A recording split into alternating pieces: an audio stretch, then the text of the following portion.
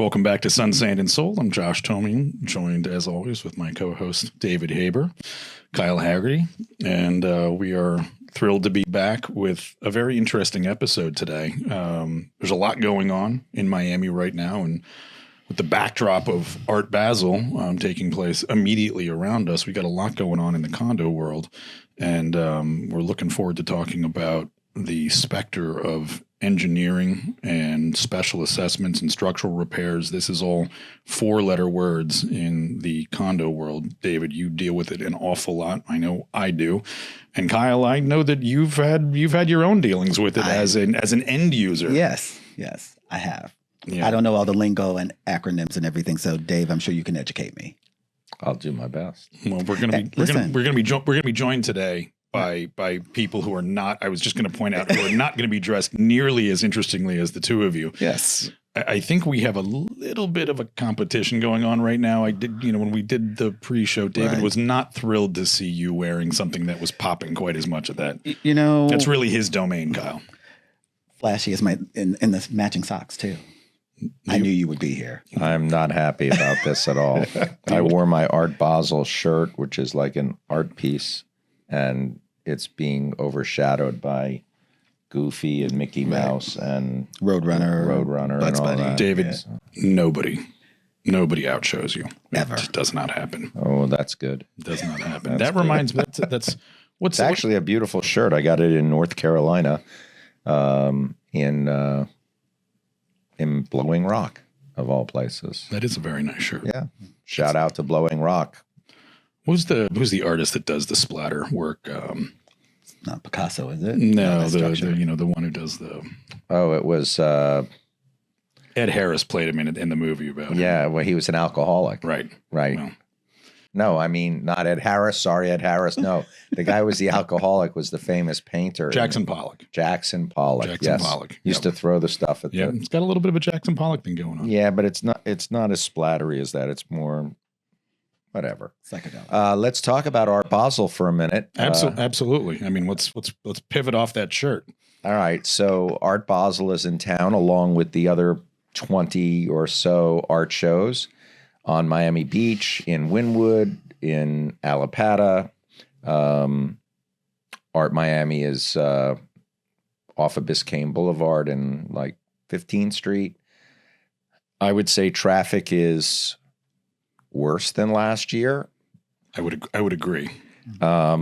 It took me last night. I went to see LeBron James play the Heat, and the Heat won by over 40 points. And I felt like I was in LA. It took an hour to get there, and I only went 4 miles, what is normally a 12-minute drive.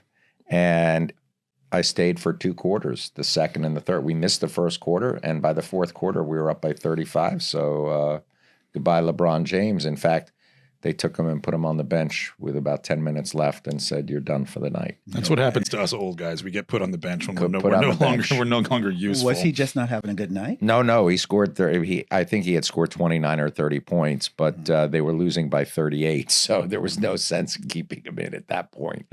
They might as well have put his son in at that point, who actually was there. And normally he's on the road with the G League team. Right. But it's fun to see. I think he wanted to go to Art Basel with his father. So I was going to say, I'm sure they were going to a party afterwards. They were probably focused on where they were heading for cocktails after the game. In any event, I would say that Miami-Dade County has to do a better job of dealing with the traffic on Art Basel. It's just crazy. You can't go anywhere at any time from 2 p.m. until about 9 o'clock at night. Yeah. And I would even say at 9 o'clock at night. So last night I had the experience. I was driving south from my home in the Upper East Side, down just 20 blocks to the gym. Did a late night workout last night, and there was an accident on Biscayne Boulevard, which just compounded all the existing traffic. And to drive about 1.25 miles took me 35 minutes. Yeah, but that's because of an accident. I'm talking about just general traffic going to Miami Beach, going to Wynwood, going to Biscayne Boulevard. It's untenable for this week. Right. And I think they need to use a bus system and say nobody can bring a car. Well, back to our conversation that we've had, quite a bit on this show about, public transportation infrastructure. We talked about the airport. I mean, and listen, we know there are plans afoot, but we also know the way they get derailed.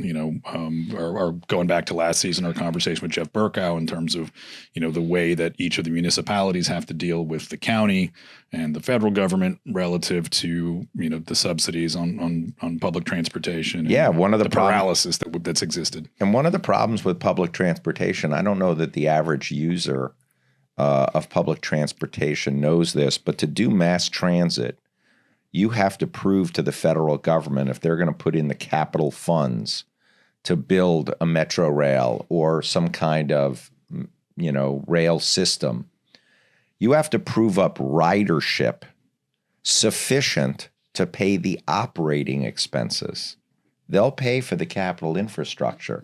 But if you can't prove to them that you're going to have ridership that's going to pay for the operation, they don't want to lend you the money. They don't want to give you the money. So let me ask you a question then. People who from New York, myself from Chicago, you don't have to have a car, to live there. You can survive with public transportation. Is Miami that city? Not right now. It's not. No. It has to become that. In fact, George Perez gave a speech, I don't know when it was, whether it was at the Miami Beach JCC recently. Shout out to Karen Sepsenwall, who works there and used to run their events and now is a higher up. But he gave a speech that said Miami will not be a truly sophisticated metropolis until it has a public transportation system that works. And I think in many ways that's true. We are just not there. We now have the culture, the art. We talked about the restaurants. We're getting all of those things, sports teams, a newer airport, but we don't have public transportation that really works. We have a little piece there going to the airport. We have Brightline. We have a little piece of Metro Rail that if you want to go to Dadeland or downtown, those are the only two destinations. Right. But until we have something going down the turnpike, until we have something going 836 going west, and possibly 826 going south, unless we have an interactive system that works with buses as well as a rail system, we're not going to be the international city that we want to be. And this week is a perfect example. Yeah, this is a perfect. Every business in town, including Haber Law, is telling, tomorrow we're telling everybody, do not come to the office, work from home. Right. It's not worth it. People are driving what normally is an hour drive, hour and a half drive. It's now 2 hours to get to work. That's insanity. Yeah, you're losing half the day to transportation alone. I think the question that I would probably ask, to both of you living here is, would there be a cultural movement? Could we gain momentum for getting people out of their cars?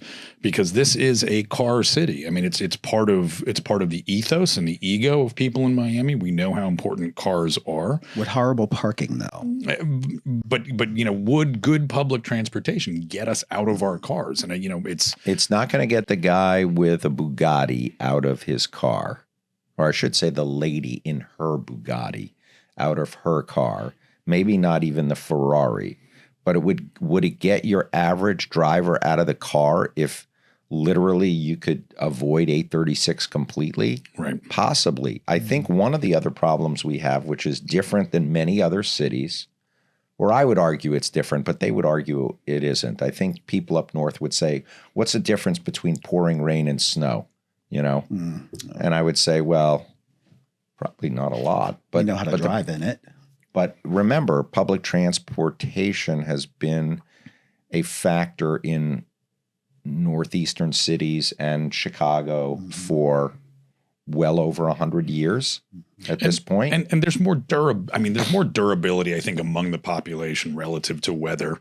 They dress for it. I think one of the issues we have in Miami, putting inclement weather aside, traditional inclement weather, is it's hot, right? 6 months of the year, walking from a public transportation terminal to your office, to your home, even if it's only a quarter mile or a half mile. I mean, let's be real.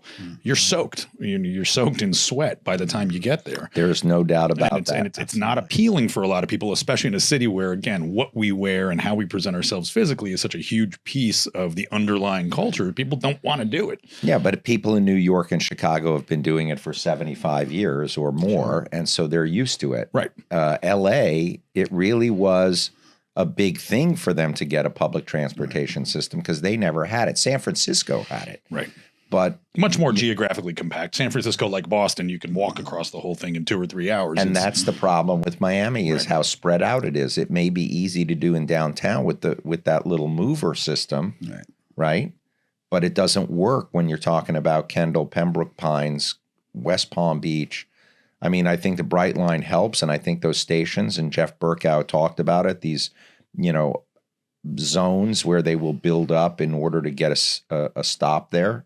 Live local, I think that's a brilliant idea. Right.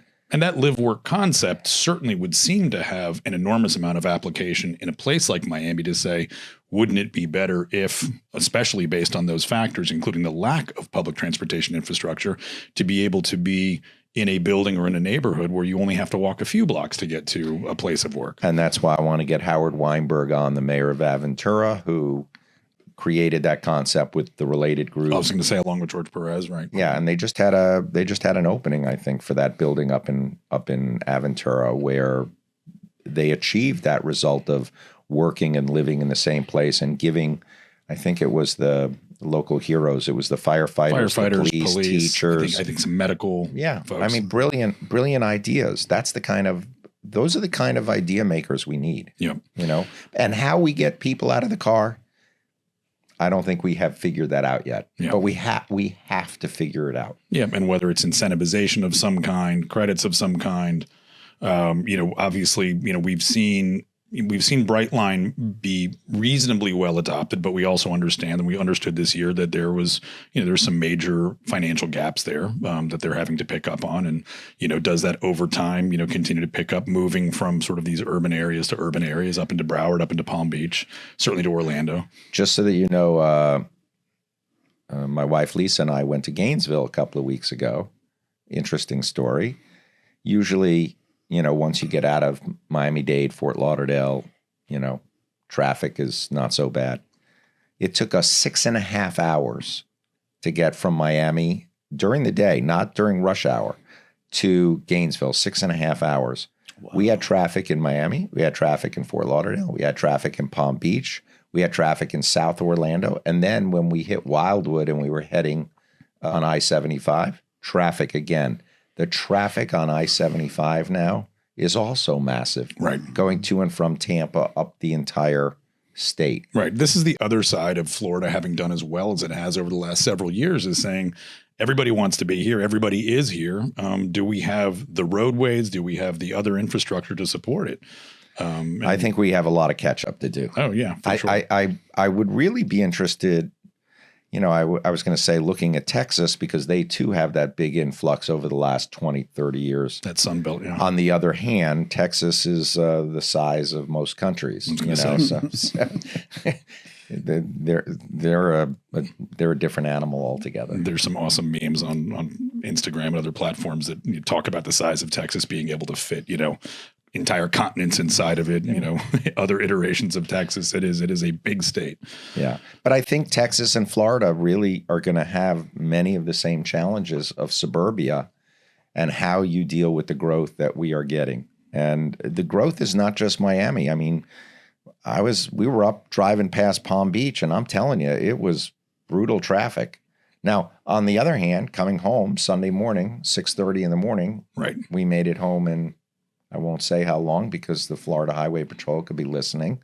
If you are, thank you for the good work. Less than 6.5 hours. Let's put it that way. By a significant amount of time. Right. But again, it just goes to show you that the whole traffic pattern, the concept. I remember going to Los Angeles 35 years ago, and I stayed with my friend Bob Sagri. Shout out to Bob in Long Beach. And he would tell me, if you want to go up the highway, you've got to go at certain hours. Right. And I was like, that is so strange. We have to pick what time we leave and what time we come back. And he would tell me, yes, you need to do that. We're in LA. And I said to him, well, that's crazy. I've never heard of such a thing outside of New York. And of course, LA and New York were the worst traffic spots. We have become. Oh, no, we have absolutely become that. We've become LA, where Lisa goes to have lunch with her friends and they won't come to the beach because it's an hour drive. And if she goes to see them in Coconut Grove or Coral Gables, she has to prepare for an hour drive. Miami has become, LA in the sense of, if you want to go somewhere, you better make sure you know what time you're leaving and how much time you have to get there. On the positive side, however, I think it has also forced Miami to be a little more on time. I was at a groundbreaking ceremony for a new building not too far from here in Edgewater just before I got here to the studio. And you didn't invite me? Had some dignitaries, had the mayor of Miami was there. I was dressed up. Why didn't you invite me? And what's funny is wouldn't behave. That's why. It was due to start at noon. It started exactly at noon. And it was mostly because 3 or 4 of the VIPs there needed to get to other meetings. And if it didn't start on time, they wouldn't be able to make them because they knew what they were dealing with Art Basel traffic. So it was, it's pushed us to become a slightly more efficient city as well in that thinking process. So maybe there's a flip side to it to say, as busy as we've gotten, maybe some of that mañana culture in terms of our timeliness is going to have to shift as well. I think the one thing that Miami can learn from a New Yorker like Chicago is that there are many options. So you have your buses, you have express buses, you have numerous different train lines. So in the dead of snow, which would be the equivalent of the heat here, you have so many options that go close to where you work. You're not walking 3, 4, 5 blocks because you have numerous options. Right. And so I think that would be the first thing to consider to get people out of their cars if they know they don't have to walk 4 blocks in 100-degree weather. Yeah. The other advantage we have here right now, and it may be short-lived, is that Uber is relatively inexpensive here. And so ride sharing, though it is not a public transportation resource, but it certainly has some advantages over driving your own car around, is relatively affordable in Miami. And if you look at versus other cities, if you go take an Uber in New York, go from downtown to uptown in New York at any point in the day. And you realize that just in a few miles, you're talking $50-$60. I mean, it's really different. I Uber more based on the cost of parking. A lot of times it's cheaper to take an Uber than it is to park. Absolutely. Right. And ultimately means fewer cars on the road. So while it's only a half measure, it certainly seems to be, better than everybody climbing in their cars first thing in the morning. Sure. So on that note, and as we pivot back to our world of real estate, we've got an interesting and very timely show today in talking with the backdrop, as I said, of Art Basel and talking about some of the things that are going on in the headlines right now, very active this week. There is an association in Brickell that I'll name because it's been so prevalent in the headlines, 1060 Brickell, where there was a very sizable special assessment passed. Bye board. And as a result, and again, not having been witness to what took place moment by moment, but at least as reported in the news, that this was fundamentally rejected by a large constituent of the residents there for a lack of transparency by the board, for feeling like this was either rushed or sort of positioned in a way that wasn't wildly accurate relative to the engineering needs. This is obviously all building on a lot of the topics that we've covered in terms of the need for better, more timely capital reserving, restoration of failing infrastructure, and it's now turned into an issue that's beginning to capture not only local attention but regional attention, even national attention. Right. When you have a large high rise, a skyscraper for all intents and purposes that needs, at least allegedly needs, $20+ million of work, primarily structural, and residents are being put in a position to pay what I understand at that particular building, $30,000 to $100,000 in special assessments on a per unit basis. It said $40,000 to $100,000. And what the residents are complaining about, the way I understand it, is the lack of transparency. Right. That seems to be a huge issue. And that has been an issue in many condominium associations over the past 40 years, where you've had the same boards because there's nobody voting in an election, so the same board stays, or nobody runs, where they hold 2 meetings a year. where there is very little transparency, where some associations consider that the board is a, single dictator, right, if you will. A fiefdom. Like the guy who got arrested up in Aventura. Right. So, how do you avoid that? I think if you're a condo board member and you're listening, the answer is more meetings. You now have to have quarterly meetings. I think if you have meetings at least 4 to 6 times a year and you issue, notices to the owner saying this is what's going on, and you put it on the website, and you have discussions where all of this is out in the open, then people don't feel like it's being shoved down their throat. On the other hand, you have situations where people have neglected the property for years and years and years, and then it comes time to pay the piper, and everybody has an opinion. I know this is not going to be happy, but they always say 10 Jews, 11 opinions. You're allowed to. No, I don't know if I'm allowed to, but I did it anyway. I'm Jewish, so I could say it. The rabbi said it, so I could say it. The Rabbi Glickstein, you once told that joke. In any event, the truth of the matter is that we got big assessments coming, no matter how you slice it or dice it. And you're going to have board members who say, we're going to do it this way. And then you have unit owners who say, we don't want to spend that much money. And they'll go out and hire a separate engineer and say, look, you can do it for cheaper. And that's where the business judgment rule comes in, and the board is going to be given all this discretion. On the other hand, open forums, where there's a building forum where people get to ask questions, talk to the engineers, talk to the lawyers, talk to the banker about the loan or whatever it is that is being planned for the special assessment.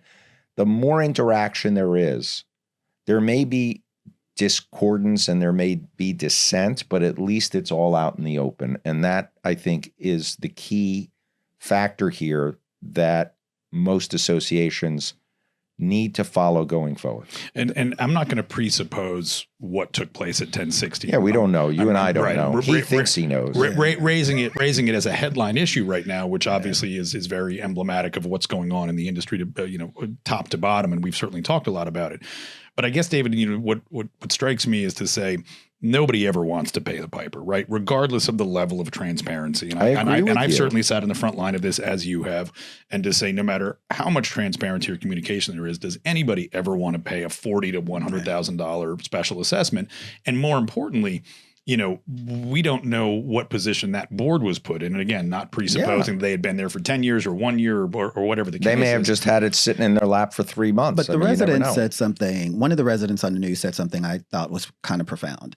His issue is not only the lack of transparency, but when the information came out that they never prioritized and said what was critical and what was not.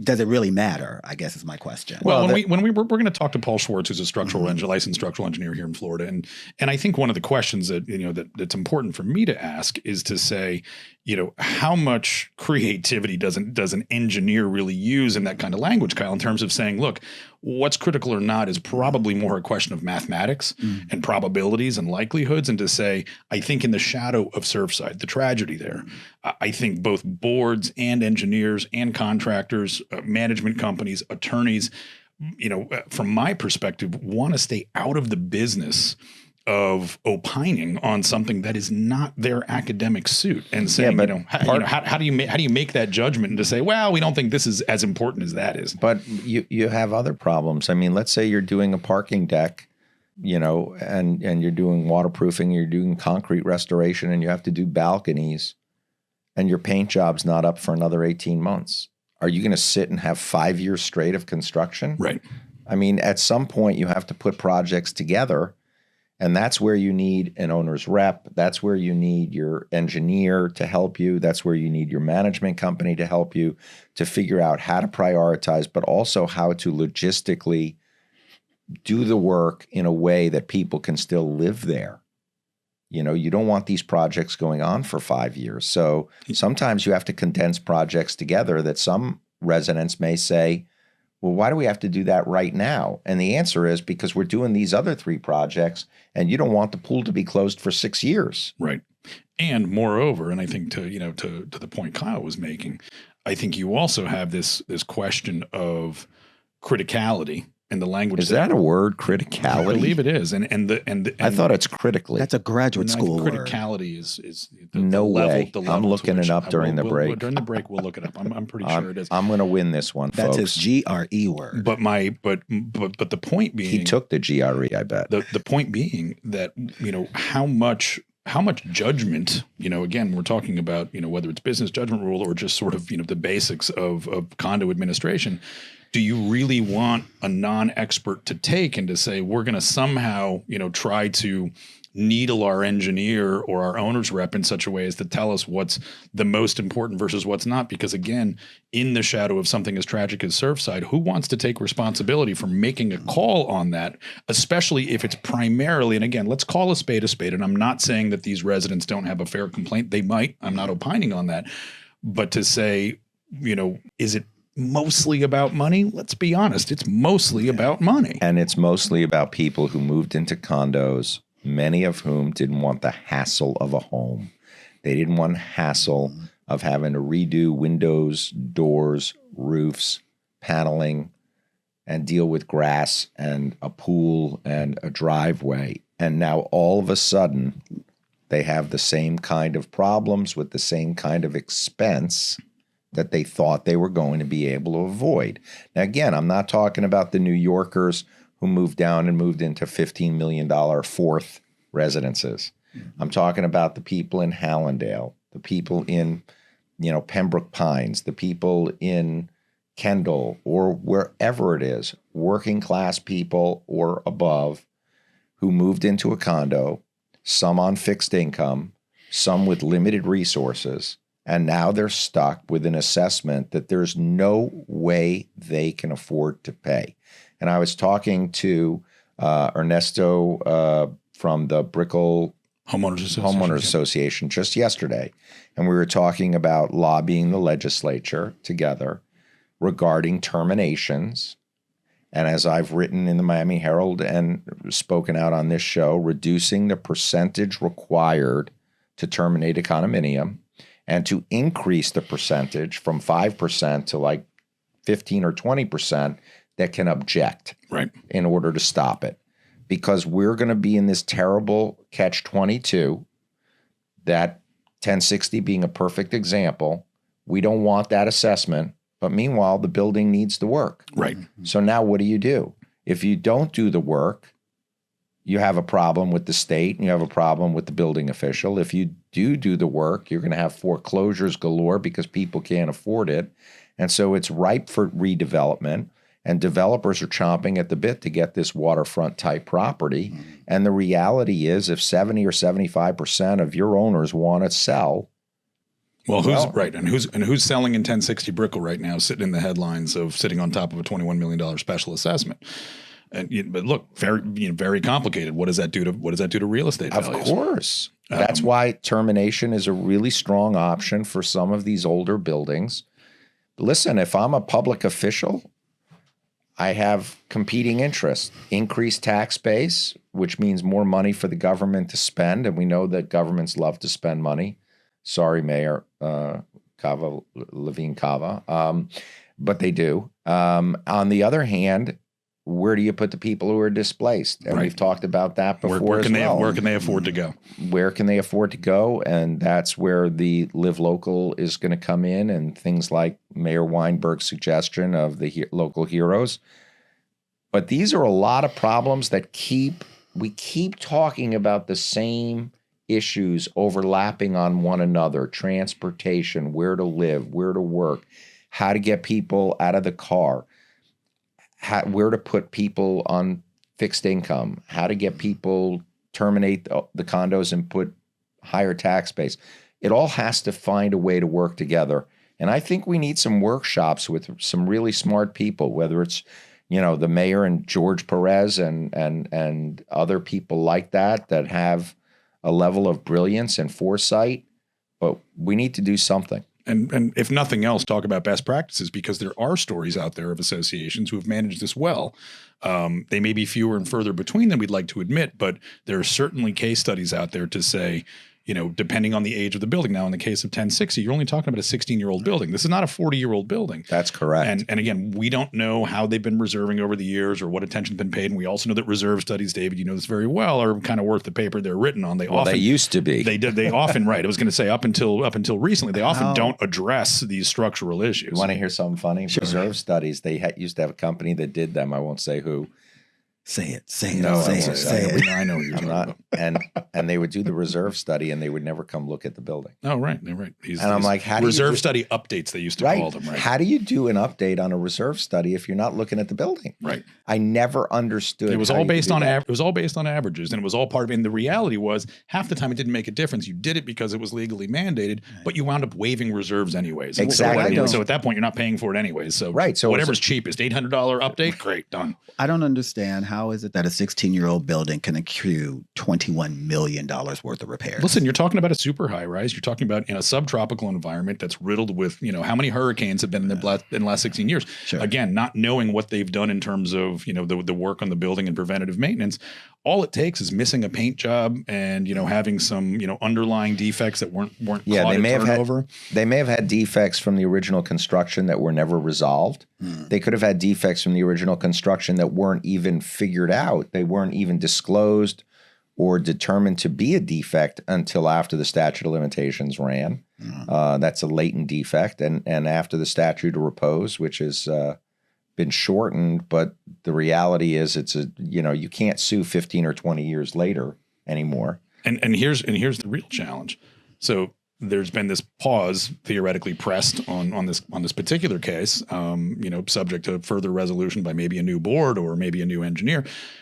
You and I both know, David, that $21 million becomes $30 million practically overnight, if that in fact is the level of work required. And if it's concrete work, slowing it down at this point, though for the sake of transparency and understanding, I get on the flip side, if that work is necessary, or even if only 50% of the work is necessary, the reality is it's only going to get more expensive as time goes on. We're going to take a break right now. We're going to welcome Paul Schwartz, structural engineer, in to talk about some of the academics of this. And Paul has been a participant in some of these restorations. And I think we'll probably have some interesting things to say. And then we're going to welcome a board member who actually has gone through this to talk about what took place, what worked, what didn't. And I think we're going to find some interesting answers there. So you're listening to Sun, Sand, and Soul. I'm Josh Tomey with David Haber. Catch us on YouTube, Spotify, and all of your favorite streaming. We'll be right back.